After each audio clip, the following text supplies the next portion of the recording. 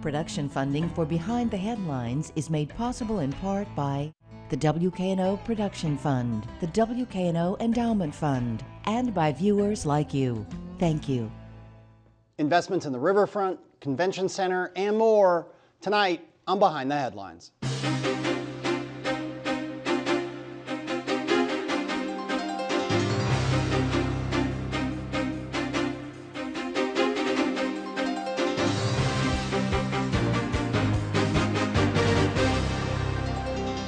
I'm Eric Barnes, publisher of the Memphis Daily News. Thanks for joining us. I'm joined tonight by Jennifer Oswalt, the interim president and CEO of Downtown Memphis Commission. Thanks for being here. Along with Kevin Kane, CEO of the Memphis Convention and Visitors Bureau. Thanks for being with us again. Along with Bill Dries, senior reporter with the Memphis Daily News. So we're going to talk tonight a lot about the things that are sort of true to, right in your heart, and the things that you guys work with in terms of the convention center, announcement a week and a half ago about the riverfront, the Pinch District, and so on. But a bigger question to start, and I'll start with you, Kevin.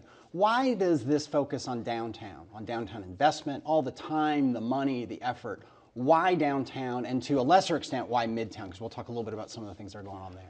Well, first of all, great cities are built on great downtowns. Every community, large or small, has wonderful suburbs, and we certainly have wonderful suburbs, and we have wonderful communities around Shelby County.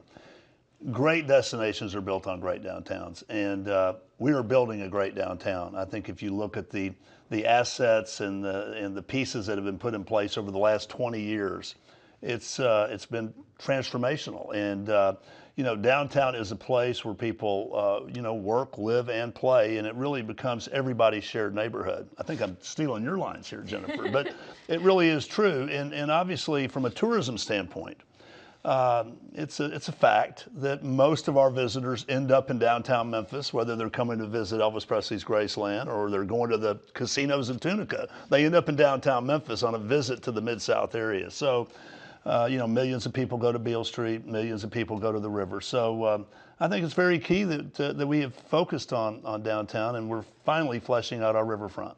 And for you, Jennifer, the Downtown Memphis Commission, formerly known as Center City Commission, the investments that you all make or that you support are not just the investment from tourism. A lot of people do think of downtown as being a tourist destination, but you're also working with small businesses, you're working to get people to live there, all the kind of things that Kevin talked about. Why is that important? Why does the Downtown Memphis Commission exist for those issues? Well, and that's what's making it more exciting for us, is it's being attracted by both ends, tourism and residents. So we have over 1,200 new employees moving into downtown in the next year. We have over 2,000 new apartments coming online, and over the next 3 or 5 years, we expect near 5,000 between downtown and the medical district, which is part of downtown, just outside the core. So it's key that you have daytime and nighttime activity. So we want it to be vibrant all the time. So when the tourists are at Graceland, we still want it busy during the day with workers and people that live there. And for sure millennials, but we see every age range moving downtown. Retired folks, people in the heart of their career, and millennials. So we're excited by that. All right, Bill. So we're still kind of figuring out how the riverfront plan is going to take shape. Now that we've had the announcement that Brooks is looking at moving into the block on front between Union and Monroe, and those talks are ongoing. The riverfront plan as a whole, and that piece as well, involve a lot of money. Some of it is sales tax revenue captured in the TDZ, but walk me through how we raise this money, because it comes from a number of different pots, a number of different sources. You want to try that? I think that the best thing about the plan is that it can be compartmentalized, and it's not in the full control of any one person. So it doesn't have to all be done by the city or a private developer. And there's interest from all different ends of the spectrum as well. And so all that money doesn't have to come from our philanthropic community. It can come from businesses who intend to make a profit on some aspect of it, as well as city and other government entities.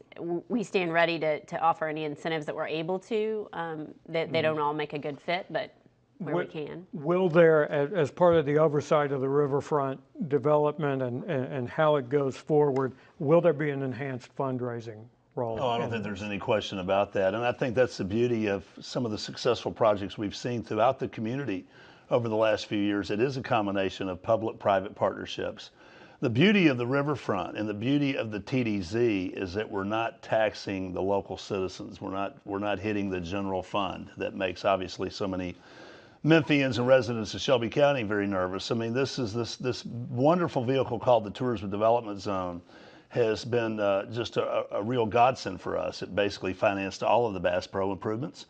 It's done a number of other things within this community. Obviously, they're looking at the fairgrounds, and you've talked about that on this show as one of these other opportunities. It completely transformed Elvis Presley's Graceland with a new hotel and a whole new revamped entertainment complex out there. So, and it's going to do the same thing along our riverfront and our convention center, which, by the way, is a very, very important piece of economic development for this community.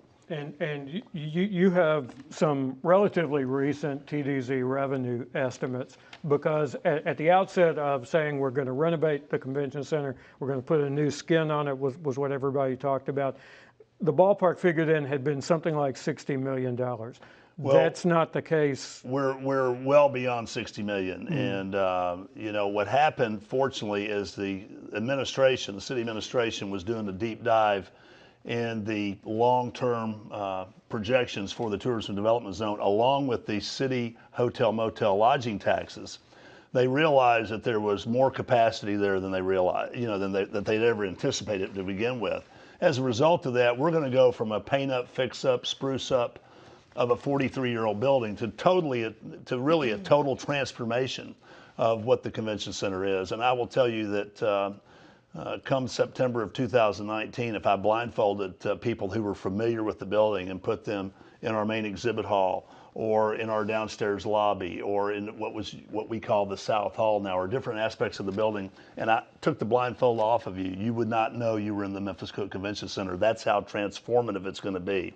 It's going to have all the amenities of what you would expect in a 21st century convention facility. Hotel quality, lots of breakout meeting space, lots of casual areas for people to informally meet. That's the world that we live in today. And lots of connection to the outdoors. There's going to be, for the first time, beautiful outdoor vistas of the bridge, of Bass Pro, of the riverfront, and the mighty Mississippi River. We didn't have that prior to this, so it's really going to be a destination. So is it an expansion of the overall square footage? Not dramatically. It's not a major. There will be an expansion. There will be a minor expansion of square footage. So people should not expect. People have been to Nashville and seen that huge kind of convention center. This is not that kind of thing in terms of the size and scale of it. It's still the biggest building in Shelby County. Yeah, right. No. So, and you've argued before whether that was a good idea to even think that way. That's not the direction that people are. Quite honestly, you have to have the hotel capacity. If we were going to triple the size of our convention center, number one, you better have the airlift. Number two, you better have hotel capacity.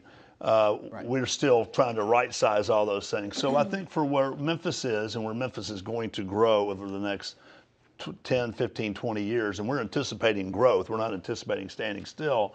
I think what we're doing with our convention center is spectacular. And I will say this, to build a brand new convention center the size of what we have today would probably cost north of $500, $600 million.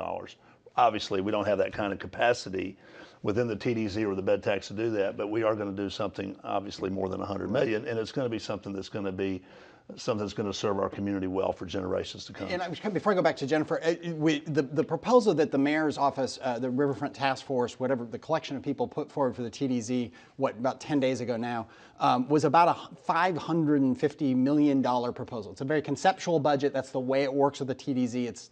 But most of that is either the TDZ money, which is money that would otherwise go to Nashville, as you said, and stay there, but instead comes back. A certain amount of philanthropic money, they're hoping, quite a bit, upwards of $200 million.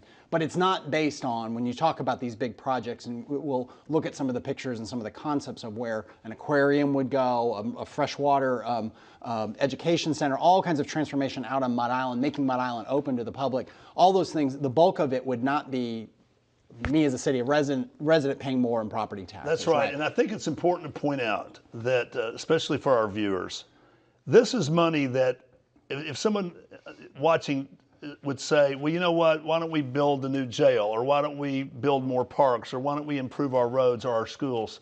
This money is restricted. This TDZ money, you have to be a qualified use. That's the way the state set this up. These were basically the opportunity to take resources by economic development issues and create enhanced taxes for everyone, the state, local, everybody in between. So, and the same with the hotel motel bed tax. So it's not like people are saying, well, they're wasting money on aquariums or museums or tourism amenities. No, these are monies that otherwise would go back to Nashville, but they have a very qualified use, and unfortunately you can only use it for things like this. Right, Jennifer, you were going to say. I was just going to say that the plans for the convention center are attracting interest by hotel developers, and so along with the city, we're vetting a lot of that interest. And in addition to all the improvements at the convention center, these hoteliers are planning a lot more meeting space with, more than a normal hotel would have. So we think that it has drawn a lot of interest from that market. And another part, before I go to Bill, another part of this is the Pinch District. And the Pinch District, which was, a very vibrant place back in the day, has been dead since the pyramid was, the FedEx Forum was built, other factors that came into it. So St. Jude announces a major expansion they're the biggest, probably, if not the biggest, one of the biggest property owners in the Pinch District. We have some renderings that show some ideas. This is not the exact vision of it, of a combination of St. Jude uses and other private developers coming in. Your thoughts on that and the DMC role in terms of what's going on in the Pinch District? Sure. Just to start off with, one of our entities, the CCDC, has funded an art project in the underpass that connects the convention center to the Pinch. So that's the first step, is creating that connectivity. And then we are talking with lots of people about different projects that'll happen pretty quickly in the Pinch. From big to small. From big to small, yes. Residential, hotel, mixed use, all to complement the St. Jude plans and the convention center plans. You got to remember, you got St. Jude spending $3 billion. You've got Uptown and Harbortown, two spectacular neighborhoods to the north. You have a major investment of resources in the convention center immediately to the south. And the Pinch gets a little bit of a bad rap because it kind of fell into a kind of a no man's land for a while. Well, that's because the pyramid was dark for a decade. Right. And now you got Bass Pro that's attracting a few million people a year. So, and St. Jude has actually bought a lot of some of the real estate going into the Pinch District. What we had to develop really within the Pinch District is not that big of a footprint. It's very manageable. It's very doable. Right, Bill. So some of these ideas we've had before. The aquarium idea surfaced when the city was fielding offers that included Bass Pro Shops or was turning over ideas. I've seen, I think, maybe 5 different versions of a pedestrian bridge to the south tip of Mud Island from some point on the mainland here. The difference with this seems to be that, these are pieces that we'll take as we can take them, but it's a concept, which is a kind of a new thing for a city that loves studies and loves plans. So how have we gotten to this point in kind of our planning? I think that there were just enough people who are interested in capitalizing on all the activity that's happening in various ends of our downtown and decided to support the concept plan. And there's just finally enough activity where I think a lot of that may happen because the pieces are not so far apart anymore. The things that can actually get done quickly, I say in a couple of years, are doable, and they're sort of all coming together at the same time. I mean, how do we repurpose our waterfront, make our waterfront more usable other than during the month of May, which obviously gets a lot of use during Memphis in May? Mud Island has enormous amounts of opportunities. I think we could be honest and say Mud Island's been pretty neglected. No fault of the RDC, no fault of the city. It is what it is. Things changed, and the city's been looking at a long time of what can we do with Mud Island, and of course the convention center's needed an overhaul for 20 years. Those things are all kind of falling into place. There is a momentum and not only a political will, but a civic will to really transform these missing pieces or these other pieces of the puzzle. And I think it's the Big River Crossing. I mean, we weren't even talking about the Big River Crossing 5 years ago. Now, 100,000 plus people a year running back and forth across there. And of course, the lighting feature, which is so wonderful for our skyline. you know, things are just happening, and they're happening at a, people talk about how fast things are transforming in Nashville. You know, things are transforming in Memphis and Shelby County at a pretty rapid pace too. And I know that announcement a couple weeks ago probably caught a lot of people by surprise. What, an aquarium? What, a Brooks Museum? You know, but no, just didn't happen in the last couple of weeks. There's been lots of work that's been going on this for months and months and months. And there's just a lot of positive things coming together.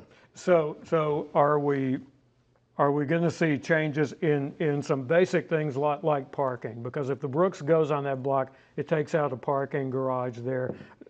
AutoZone has been talking for the longest time about possibly moving its parking somewhere else. So do the basics, along with these parts like the aquarium and the Brooks Museum possibly coming downtown, do the basic utilities, I'll call them, change downtown? Definitely on parking. I spend a lot of my time talking about the puzzle pieces of parking, and a lot of work has gone into possibilities there. I do understand that there would be significant amount of parking under the museum, but we've looked at other options along the riverfront, but trying to preserve our riverfront and keep it off, you know, get it further off and explore other options as far as transportation to and from that. But certainly everyone is thinking about it. It won't be forgotten. People won't lose all their parking. AutoZone does need to figure out their needs and their timing, because that's a key component. But right now it is a puzzle that we're moving around as pieces firm up. And there's also the Promenade property, which created some difficulties for at least one of the convention center hotel proposals, which was looking at the Mud Island parking garage property. Is that garage still in play for that at this point, or is it too difficult? Yes, it's not. From my understanding, it's not in play anymore. There's several other sites people are looking at. There's plenty to pick from. We've moved off of that. The potential legal battle to justify or not just, you know, to figure out if the city could go on top of it, already an existing parking garage with a hotel, is just too daunting of a task. We don't have that much time to, you know, that's a multi-year argument probably in the courts if you ever try to test that. We have about 8 minutes left here. When people define a convention center hotel, because people see hotels downtown, they see new hotels going in, there's a difference in terms of what you mean when you talk about a convention center hotel. We got 22,000 plus hotel rooms in the city of Memphis. We got 4,000 rooms in downtown Memphis. We only have 5 hotels. We got over 200 hotel properties. We only have 5 hotels that are 300 rooms or larger. Only 2 of those hotels are in downtown Memphis, the Peabody at 464 and the Sheridan at 600. To be a convention center hotel, number one, you have to be full service. You need to have room capacity of at least 500 rooms, 450 to 500 rooms. And you need to be basically either attached or right next, as close as you can be, to the convention facility. That basically leaves us with one property, the Sheridan, that's attached to the convention center, which it is our largest hotel at 600 rooms. We desperately need another big full-service hotel in downtown. I know a lot of hotel operators probably cringe when I say that, but the reality of it is there's probably a dozen hotel projects all in the 50 to 130 or 40 room range that are being kicked around and talked about, and some of them are even under construction. And those are going to be nice and they're going to be great, but they're not game changers. Game changers are big full-service hotels that can help drive massive amounts of business that actually helps other hotels. Because in the theory there, or the business plan there, is that there are certain groups, associations, whatever, who won't go to a city unless they can basically know they're going to get 200 rooms. You got to have. So they can't go in these nice new hotels that might be funded in part or supported in part by DMC or others. They just aren't going to attract a certain type of convention, a certain type of gathering. If you got 1,000 people on peak, what we call peak, at the peak of a convention, and you need 1,000 rooms on a peak night, right now we probably will have to use a half a dozen or more hotels in downtown to fill that need. Whereas if you had another 500 or 600 room hotel next to the convention center, you could fill that need with 2 hotels and be attached to the convention center. The beauty of the Peabody at 464 rooms, they have 88,000 square feet of meeting space, so they're basically their own convention center. They're their own self-fulfilling group house property from that standpoint. Let me come back to a couple things with 5 to 6 minutes left. We talk about transit. Trolleys are not under your purview. I'm sure you wish they were, but they're not. But what is the update, if you have any, on the trolleys going back online? Sure. My understanding is they are testing and should have one up and running by the end of the year, and then the Main Street line within the next few months, then extending to the Riverfront Loop. And it'll be probably 18 months to 2 years before Madison's fully online. And then let's go back to something you said, which, it's funny because we're talking about this, $550 million worth of ideas, the Brooks coming downtown. You're talking about convention centers and 400-room hotels.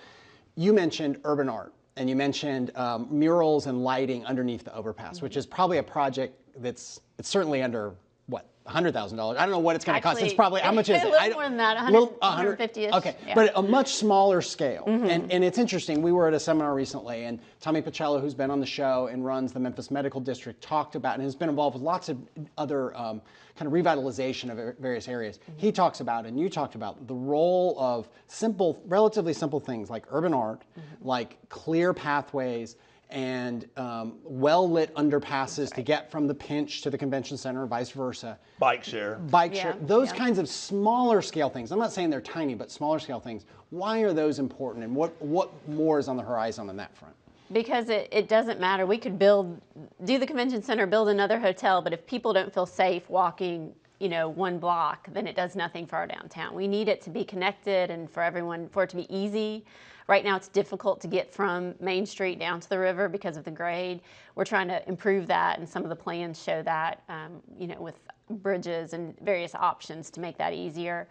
And people just want to see vibrancy all along the way. And so we're trying at the DMC to minimize the gaps. So if there's some dead spots, we want to light it up and do some temporary art, or, do whatever we can to make those not barriers to connectivity. And there was a time after 5 o'clock at night, because when you leave the convention center, if you wanted to walk to the Peabody, or you wanted to walk to Beale Street, down Main Street, or even ride the trolley, you got to realize that whole block of Government Plaza shuts down at 5 o'clock, so that becomes City dark. Hall is, County Then you got Commission. 100 North Main, and you got that next block that's basically shut down, and then you have to really go 3 blocks before you get to where the Marriott Courtyard and that collection of hotels are, right there at that block, which a park on the other side, which of course the park's dark at night. So, there was a pretty big gap if you were staying at the Sheraton, attending a convention at the convention center, and you said, let's walk down to, Grill 83 or wherever you wanted to go, Felicia Suzanne's. You go after dark, you're walking 2 or 3 blocks, which doesn't seem like a big deal. But you're walking 2 or 3 blocks where there's not a lot of activity and not a lot of energy. And we want to try to change not just of tourists, but of people who might live downtown, Absolutely. people who visit downtown, Absolutely. people who live out east or midtown. So it's important to fill those gaps. Yeah. And the Pinch, there's been some strong businesses that have hung in there through this dark period of the Pinch. And so this underpass art hopefully will give people 2 options, go left or right out of the convention center and frequent those businesses as well. So we're excited about that. A few minutes left. Bill. So I want to go back to the Sheraton. The Sheraton has relatively recent new ownership there. Is there any possibility that they could do a 3rd tower that would get us part of the way to a room total that we need? Possibly. I don't know if they could build a big enough tower that would get us, they'd have to basically add 500 or 600 rooms and become a 1,100 room hotel. I don't know if they have the capacity to do that. I will say this, Schulte Hospitality out of Louisville is the new owners of the Sheraton. This is the biggest hotel in their portfolio. They're very proud of it. They're investing money in it. They have plans to invest millions over the next few years. They also have the food service contract at the convention center, and they're doing a great job. They're coming out of the gates with a lot of energy, a lot of passion, and they are great partners so far, and we're just thrilled to have them. A couple more things that we talked about. You talked about dark spots, places that are not popular right now. And I'll turn to you. I'm not sure who I should turn to, so I'm going to start with you.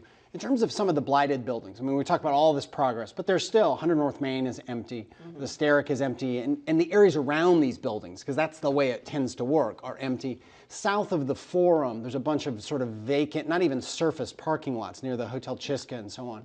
What is, if anything, can the DMC do anything to compel property owners to get something done on those blighted and empty spaces? We can, and we have a list of priority properties that we work down our available tools.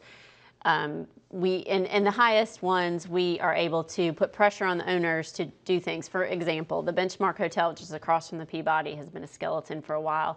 They recently put up a banner showing their flag of the hotel that's going to be coming and showing that they're on target. That was because we said we're going to take legal action if you don't show us some progress towards finishing this project. So to the extent when we have to, we can do that, but we work at all different levels, and we often hire consultants to help us try to save properties that need a little. Let me say this. Just a minute left. Go ahead. Yeah. Well, let me just say this. In my 25 years downtown, I have never been meeting with so many hotel developers as I am today. I've never seen so much activity with those empty buildings, including the 100 North Main and Henry Grosvenor and his project with the Sterrett Building, which he's going to do something great there. I mean, things are happening, and downtown is being gobbled up right underneath by a lot of out-of-town money as well as some locals. Well, but there's a lot of great things happening. You and I had a conversation about some of these numbers, which are huge numbers to me and you, and other cities are so much more expensive. We're still a good deal. Right. We're still affordable, and we're still a good deal. And out-of-town people recognize that. Yeah. All right, that is all the time we have. Thank you both for being here. Thank you, Bill, and thank you for joining us. Join us again next week.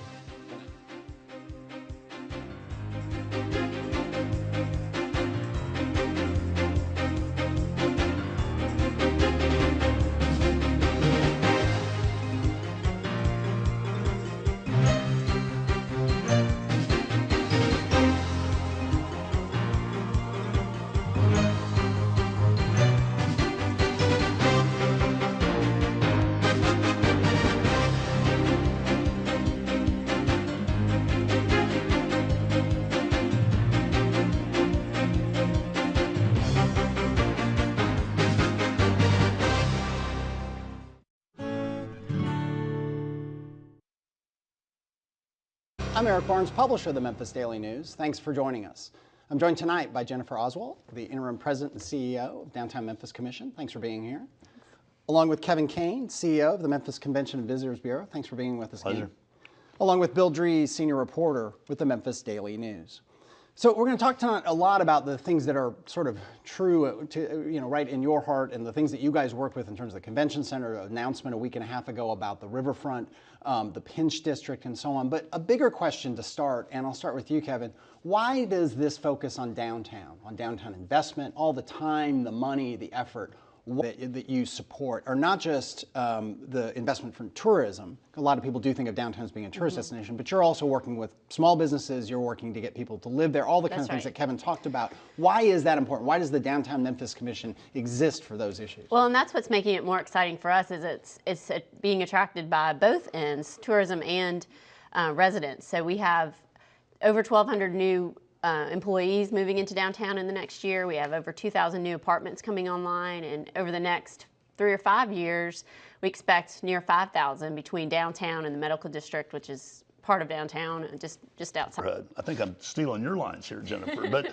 it really is true. And obviously, from a tourism standpoint, it's a fact that most of our visitors end up in downtown Memphis, whether they're coming to visit Elvis Presley's Graceland or they're going to the casinos in Tunica. They end up in downtown Memphis on a visit to the Mid-South area. So, millions of people go to Beale Street, millions of people go to the river. So I think it's very key that we have focused on downtown, and we're finally fleshing out our riverfront. And for you, Jennifer, the Downtown Memphis Commission, formerly known as Center City Commission, the investments that you all make, or why downtown, and to a lesser extent, why Midtown? Because we'll talk a little bit about some of the things that are going on there.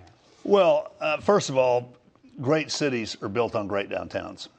Every community, large or small, has wonderful suburbs, and we certainly have wonderful suburbs, and we have wonderful communities around Shelby County. Great destinations are built on great downtowns, and we are building a great downtown. I think if you look at the assets and the pieces that have been put in place over the last 20 years, it's been transformational. And downtown is a place where people work, live, and play, and it really becomes everybody's shared neighborhood. Production funding for Behind the Headlines is made possible in part by the WKNO Production Fund, the WKNO Endowment Fund, and by viewers like you. Thank you. Investments in the riverfront, convention center, and more tonight on Behind the Headlines.